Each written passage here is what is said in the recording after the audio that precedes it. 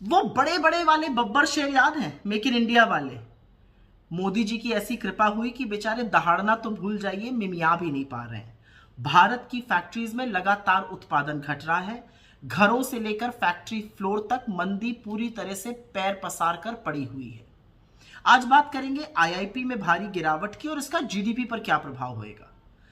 फरवरी महीने का IIP data आया है, ग्रोथ रेट मात्र 2.9%। ये 6 महीने में सबसे कम ग्रोथ रेट है। IIP index of industrial production होता है, ये दिखाता है कि हमारी फैक्ट्रीज में कितना उत्पादन हो रहा है, कितना प्रोडक्शन हो रहा है। इस गिरावट के लिए सबसे बड़ा जिम्मेदार मैन्युफैक्चरिंग, माइनिंग और इलेक्ट्रिसिटी सेक्टर है। मैन्युफैक्चरिंग जो आईआईपी का लगभग 78% हिस्सा है, उसकी ग्रोथ महज 2.9% हुई है। इलेक्ट्रिसिटी प्रोडक्शन, बिजली उत्पादन में ग्रोथ मात्र 3.6% और माइनिंग में ग्रोथ, खनन में ग्रोथ मात्र 1.6%। ये सारी चीजें मैन्युफैक्चरिंग में, फैक्ट्रीज में चाहिए होती हैं। इनकी ग्रोथ कम हो रही है, इसमें मंदी आ रही है, मतलब फैक्ट्रीज में माल कम बन रहा है। प्राइमरी गुड्स वो चीजें होती हैं जो फैक्ट्रीज में जिनका यूज किया जाता है, मिनरल्स हो गए, फ्यूल हो गया, इलेक्ट्रिसिटी हो गया, इसमें ग्रोथ रेट मात्र 2.8%। फिर इंटरमीडिएट गुड्स होते हैं, आधी बनी हुई चीजें, आधी बनी हुई स्टील हो गई, यार्न्स हो गए जिसका टेक्सटाइल में यूज होता है, केमिकल्स हो गए, इसमें ग्रोथ मात्र 1.5%। मतलब प्राइमरी और इंटरमीडिएट चीजों की डिमांड में भी कमी है। ये सब चीजें क्या दिखाती हैं? ये घरेलू मोर्चे पर मंदी दिखा रही हैं, ये रूरल मतलब डिमांड कम दिखा रही है, जैसे गांव देहात छोटे कस्बों में कंजम्पशन कम हो रहा है, डिमांड कम हो रही है। और ये जो ग्लोबल अनसर्टनिटी है, जो वैश्विक अनिश्चितता है, उसका भी एक बहुत बड़ा सूचक है।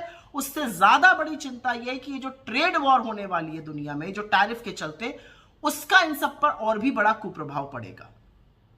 तो अब आईआईपी और जीडीपी का क्या रिलेशन है? आईआईपी में गिरावट का मतलब है कि इसका सबसे बड़ा कुप्रभाव जीडीपी पे पड़ने वाला है। फिस्कल ईयर 25, वित्तीय वर्ष 25 जो अभी 31 मार्च को खत्म हुआ है, उसमें अनुमानित जीडीपी की ग्रोथ रेट थी 6.5%। पहले क्वार्टर में 6.7% हुई, फिर 5.6% हुई, फिर 6.2% हुई। अगर 6.5% ग्रोथ रेट चाहिए तो चौथी तिमाही में ग्रोथ रेट कम से कम 7.6 आनी चाहिए, जो इस समय मुश्किल लग रहा है। तो पिछले साल की ग्रोथ रेट अचीव करना भी मुश्किल लग रहा है और तस्वीर बहुत अच्छी इस साल की भी नहीं दिख रही है। जो वित्तीय वर्ष 2026 1 अप्रैल को शुरू हुआ है, उसकी ऑलरेडी आरबीआई ने ग्रोथ रेट अपनी अनुमानित घटा दी है, 6.7 से घटाकर 6.5 कर दी। और आरबीआई का मानना है कि ये जो ग्लोबल अनसर्टनिटीज है, इसके चलते ग्रोथ और भी धीमी हो सकती है। तो इस वैश्विक उथल पुथल पर क्या सरकार को कोई फर्क पड़ रहा है? सरकार क्या टैरिफ पर बोल रही है? बिल्कुल नहीं बोल रही है। और अगर फर्क पड़ता तो सरकार फैक्ट्री उत्पादन पर, इलेक्ट्रिसिटी जनरेशन पर, मैन्युफैक्चरिंग पर ध्यान देती। लेकिन मोदी जी का तो सारा ध्यान कब्रें खुदवाने पर है, वक्फ बोर्ड के बिल पास कराने पर है।